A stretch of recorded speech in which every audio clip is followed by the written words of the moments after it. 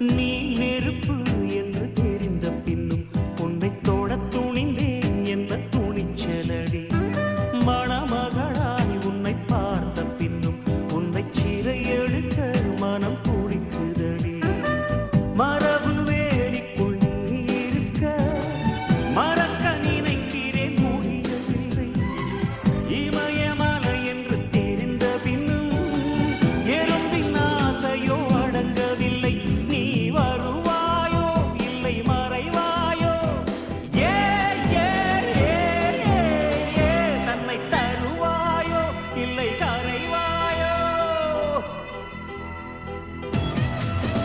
உன்னை